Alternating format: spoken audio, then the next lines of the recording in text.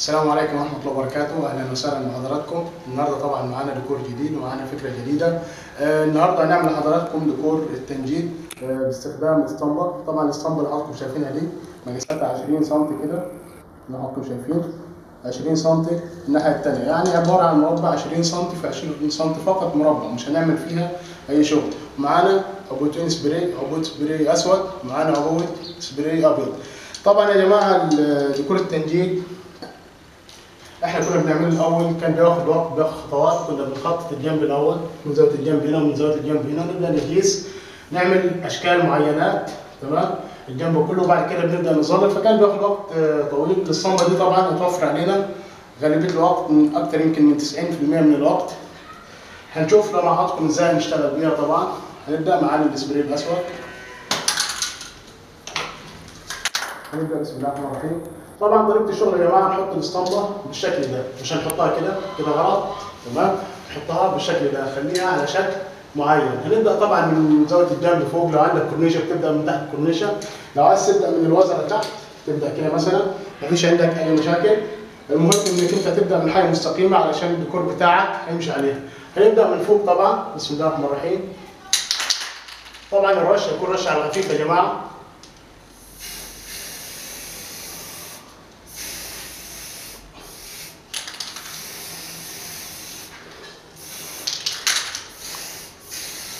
طبعا الرش من الاربع نواحي. هنبدا الثانيه نفس الحكايه، هتلتقي بدي في النقطه دي والرش.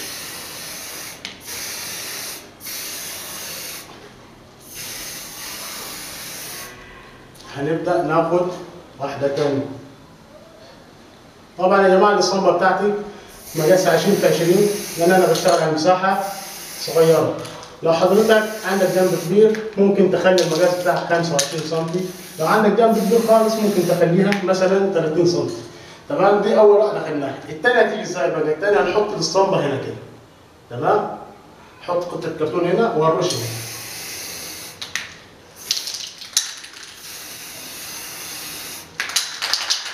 تمام. هنبدا ودي جنبها نفس الحكايه. طريقه سهله جدا يا جماعه، مش هتكلف معاك ابدا ان شاء الله، بتوفر معاك وقت كبير، بتوفر معاك مجهود.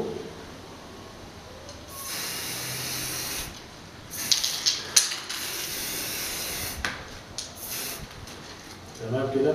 نبدا هنا مثلا. طبعا يستحسن انك انت تلبس كمامه عادي لو شغال بالسبراي، عشان الريحه بتاعته بتكون شديده جدا. هنبدا هنا كده،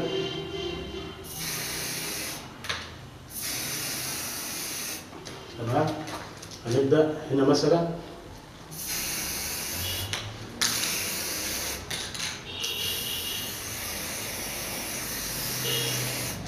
طبعا يا جماعه في ناس بتسال عن نوع الدهان اللي بني بيه. انا بني بالسبراي. الارضيه بتاعتي دي بلاستيك نص لامع، لو بلاستيك لامع ينفع، لو بلاستيك مطفي ينفع، لو دهان زيتي برضه ينفع، يعني بتتعمل على اي ارضيه معاك، تمام. هنبدا نكمل هنا.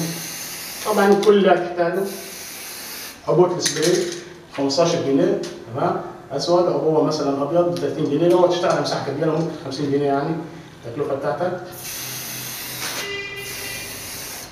تمام. هتكمل بنفس النمط،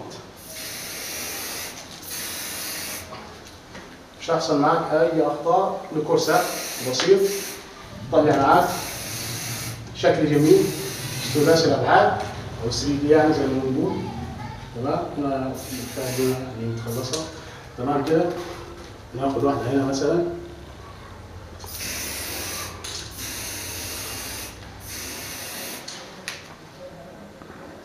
ناخد واحده هنا، تمام، مثلا واحده هنا، تمام. بعد ما عملنا الاشكال دي يا جماعه، هنيجي هنا في النص نقطه التقاء الخطوط، هنعمل دايره كده، تمام، برضه باللون الاسود بتاعك تعمل دايره،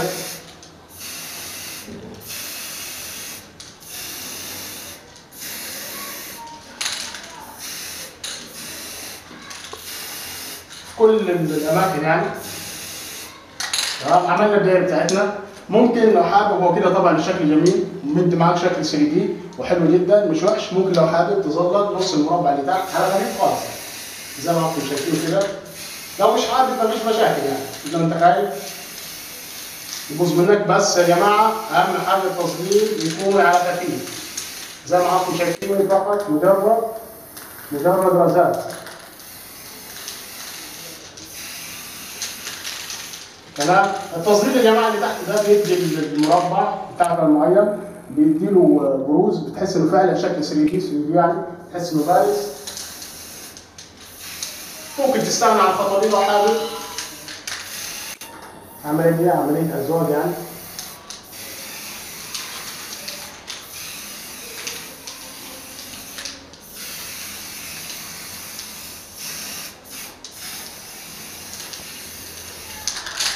تمام كده. بعد ما ظللنا نص المربع بتاعنا، هنبدا ناخد السبراي الابيض ونشوف مع حضراتكم هنعمل ايه بالسبراي الابيض. ناخد السبراي الابيض يا جماعه اهو، انتم شايفين. طبعا انا برج السبراي لان السبراي لازم ترج عشان ضغط الهواء يشتغل معاك. هنمسك، شايفين نحط دي اسطوانه الصاروخ، اسطوانه الصاروخ اللي هي بيصنفروا بيها طبعا النجارين وكده يعني. في الورش بتلاقيها متوفره بكثره طبعا، بدل ما نشتري احنا جديد ومستعمله. تعمل معاك شكل نجمه في التنجيد زي ما انتم شايفين. هنحط الاسطوانه بتاعتنا كده على النقطه السوداء اللي احنا عملناها، وهنرش بالابيض على خفيف. يطلع معانا نجمه زي ما انتم شايفينها، شكلها جميل جدا. تمام. طيب ممكن حد يا جماعه يقول لي انا ما بحبش النجمه، مش عايز اعمل النجمه، او النجمه يعني غطت على النقطه السوداء اللي هي عاطيه بعد اصلا. طبعا في فكره ثانيه، ممكن تعمل نقطه بيضاء مدوره. هتجيب زجاجه ميه زي ما شايفها دي، زجاجه ميه فارغه طبعا. هتجيب مقص. تمام.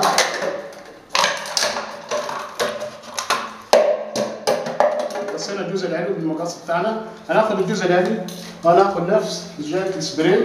انا من وجهه نظري بفضل طبعا الدايره عن النجمه، ودي ترجع برضه للازواج. هنثبت الدايره هنا. تمام.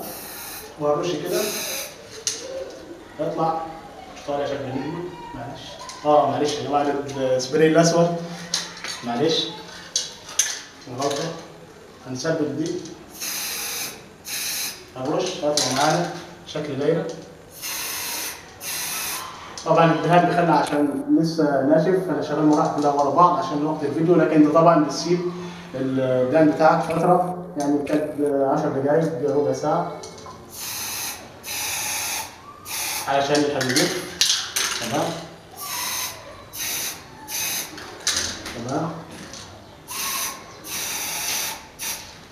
تمام كده.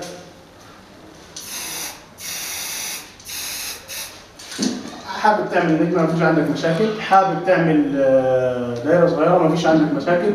وبكده يا جماعه نكون شرحنا لحضراتكم ازاي تعمل التنجيد بطريقه سهله جدا وفقط يعني بسيط جدا. لو عجبكم الفيديو ما تنسوش تعملوا اشتراك في القناه وتفعلوا زر الجرس، وما تنسوش تعملوا لنا لايك علشان تدعمونا، ونشوف معاكم على خير في الدرس القادم ان شاء الله. والسلام عليكم ورحمه الله وبركاته.